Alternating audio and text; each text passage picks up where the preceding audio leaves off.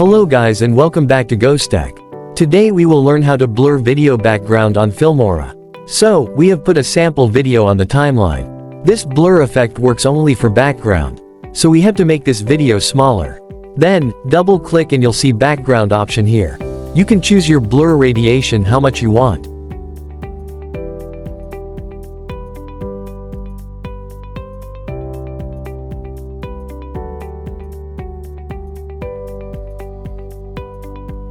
Then, you have different types of blur, like color blur and pattern blur.